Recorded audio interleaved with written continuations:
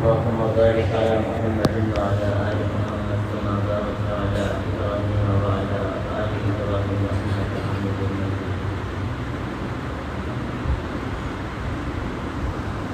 محترم علماء کرام،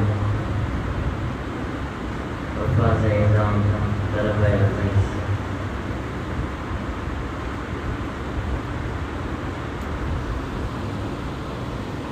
واضح نصیحت کے لیے دنیا کی سب سے بہترین جماعت صحابہ کی جماعت، ان کا کوئی چھوٹا سا ایک واقعہ ہے ذکر ہو جائے تو بہترین نصیحت ہے۔ سیدنا عبداللہ بن سلام رضی اللہ تعالی عنہ یہود میں سب سے بڑے عالم مانے جاتے تھے۔ حضرت فرماتے ہیں کہ رسول اکرم صلی اللہ علیہ وسلم کی دنیا میں آنے سے پہلے یہود اور نصارہ کو نبی آخر الزمان کا بہت زیادہ انتظار تھا۔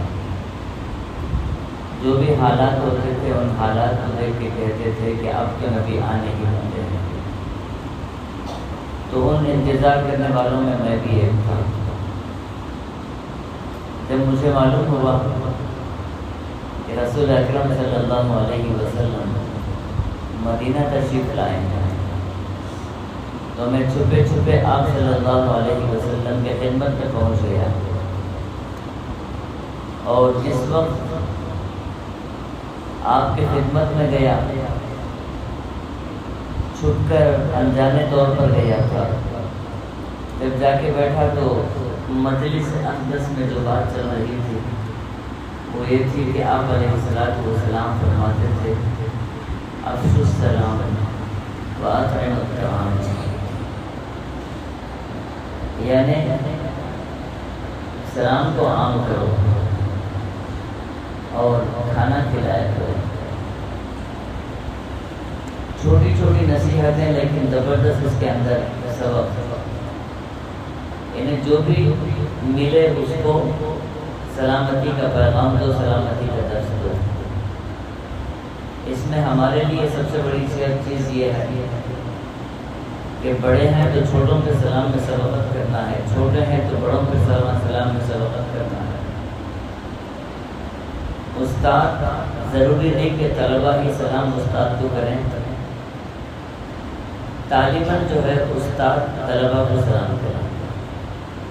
رسول اکرم صلی اللہ علیہ وسلم چلتے چلتے راہ میں جو بچے ملتے تھے ان کو بھی آپ سلام کیا کرتے تھے۔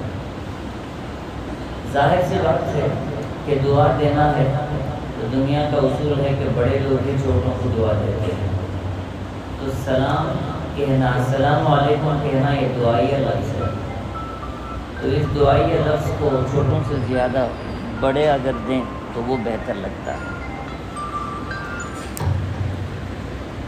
تو آپ نے فرمایا افشوا السلام، سلام کو عام کرو۔ پھر دوسری بات آپ نے فرمایا اطعموا الطعام، کھانا کھلایا کرو۔ کھانا کھلانے سے مطلب یہ ہے کہ باقاعدہ کسی کی دعوت کرنا نہیں ہے، جو اپنے سے ہو سکے اپنے پہچان والوں کو کچھ نہ کچھ کھلانے کا معمول بنا دینا ہے، اپنی عادت بنانا ہے کہ ہم صرف کھانے والے نہیں بلکہ کھلانے والے بھی ہیں۔ اور طلبہ جب ان کی لائن لگتی ہے کھانے کے لیے تو ایک دوسرے سے سبقت کر کے لڑ بھڑ کر سامنے جانے سے بہتر پیچھے والوں کو آگے بڑھا دینا، یہ بھی سنت پر عمل ہے۔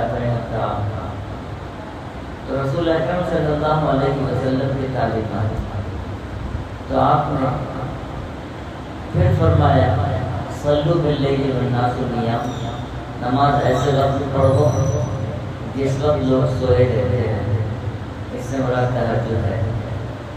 قرآن کریم میں فرمایا وَمِنَ اللَّيْلِ فَتَهَجَّدْ بِهِ نَافِلَةً لَكَ، امت کے لیے تہجد کی نماز سنت ہے، نبی کے لیے تہجد کی نماز فرض و واجب کا درجہ ہے۔ پھر آپ نے فرمایا تدخلوا الجنۃ بسلام، ان اعمال کو کرو گے تو جنت تمہارا استقبال کرے گی. جنت میں تمہیں باب السلام سے بلایا جائے گا. تو حضرت عبداللہ ابن سلام فرماتے ہیں جب یہ تعلیمات میں سنا اسی وقت میرے دل کے اندر اسلام اترتا نظر آ رہا تھا اور میں رسول اکرم صلی اللہ علیہ وسلم کے خدمت میں پہنچا اور حلقہ پڑھو سے اسلام ہوا, کلمہ پڑھا اور آپ علیہ السلام سے کہنے لگا یا رسول اللہ میں مسلمان تو ہوا ہوں لیکن میرا مسلمان ہونا ابھی چھپا ہوا ہے. آپ پہلے مدینے کے یہود جو بااثر لوگ ہیں ان کو بلائیے اور بلا کے ان سے پوچھیے کہ عبداللہ ابن سلام جو ہے وہ کیسا آدمی ہے, کیونکہ میں یہود میں سب سے بڑا عالم مانا چاہتا ہوں. آپ علیہ السلام نے یہاں دیکھیے مجھے صرف افسو السلام اطعموا الطعام صلوا باللیل والناس نیام والی نصیحت کرنا تھا, لیکن باقی میں مکمل کر رہا ہوں. تو آپ یہود کو بلائیے, پوچھیے کہ عبداللہ ابن سلام کیسا ہے. آپ نے مدینے کے بااثر لوگوں کو یہود کی جماعت کو بلایا, ان سے پوچھا کہ بتاؤ عبداللہ ابن سلام تمہیں وہ کیسا آدمی ہے. تو انہوں نے کہا کہ محمد عبداللہ ابن سلام جو ہیں یہ ہم میں سب سے بہترین آدمی ہے اور ان کا باپ اس سے بہتر تھا, ان کا باپ اس سے بہتر تھا, انہیں خاندانی لوگ بہترین ہوئے. تو آپ نے پوچھا پھر کیا خیال ہے, اگر عبداللہ ابن سلام مسلمان ہو جائیں تو تم کیا کہو گے, کیا تم بھی مسلمان ہو جاؤ گے. تو یہود نے کہا یہ تو ہونے کی والی بات نہیں ہے, عبداللہ ابن سلام کو کیسے آپ کے ہاتھ مسلمان ہو سکتے ہیں, اگر وہ ہو جائیں تو ہم سب کے سب مسلمان ہو جائیں گے. تب عبداللہ ابن سلام رضی اللہ تعالیٰ عنہ کو حکم ہوا کہ آپ باہر آئیے, لوگوں میں اعلان کیجیے. حضرت عبداللہ ابن سلام باہر ہے, لوگوں میں اعلان کیا اشہد ان لا الہ الا اللہ و اشہد ان محمدا عبدہ و رسولہ.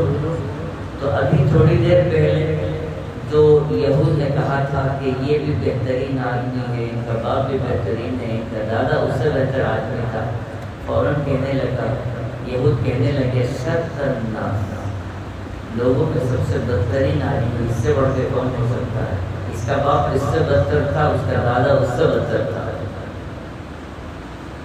اس سے معلوم ہوا کہ اللہ سبحانہ و تعالیٰ نے ہمیں جو ایمان کی دولت سے بہرور کیا ہے, اسلام کی دولت سے اللہ تعالیٰ نے جو نوازا ہے, اس راستے میں تکلیفیں تو بہت آتی ہیں, اس راستے میں پھول تو کچھ اور نہیں ہوتے ہیں, سلسلہ کانٹوں کا ہے, قیامت تک چلتا رہے گا.